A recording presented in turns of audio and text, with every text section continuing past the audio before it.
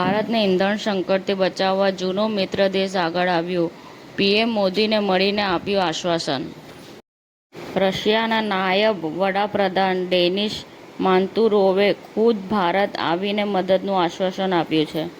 સંરક્ષણ મંત્રી રાજનાથસિંહે આજે ભારતીય નૌસેનાના બેડામાં સ્વદેશી ટેકનોલોજીથી સજ્જ પરમાણુ સબમરીન આઈએનએસ અરિંદમનને સામેલ કરી છે. ભારતને આંખ બતાવનાર દેશો હવે સંકટમાં ફસાયા, ઇંધણ ખૂટી પડતા ભારત સામે હાથ ફેલાવ્યા.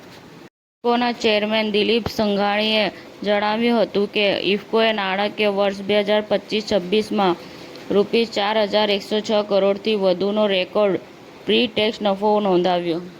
બિલીવ રાઇઝિંગ ભારતની એઆઈ ફિલ્મે રચ્યો ઇતિહાસ, ગ્લોબલ ટોપ 10માં બનાવી જગ્યા.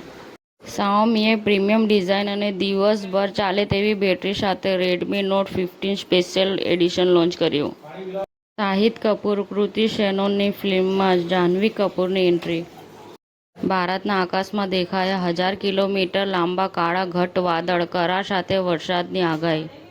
સીપીએસસીના અહંકારી વલણ પર હાઈકોર્ટની લાલ આંખ, કૌટિલ્યના અર્થશાસ્ત્રના 1 માર્ક માટે આયોગને કન્ટેમ્પ્ટની ચીમકી. સમાચાર ટુડે ન્યૂઝ ચેનલની ટીમ અને જે સત્ય છે તે જ બતાવશે. આપ જોતા રહો સમાચાર ટુડે ન્યૂઝ ચેનલ. ગુજરાતની ધરતીનું ગુજરાતીઓ માટે જ, એટલે કે સમાચાર ટુડે ન્યૂઝ. અમારી સમાચાર ટુડે ન્યૂઝ ચેનલને લાઇક કરો, શેર કરો અને સબસ્ક્રાઇબ કરો અને જોડાયા રહો સમાચાર ટુડે ન્યૂઝ ચેનલ સાથે.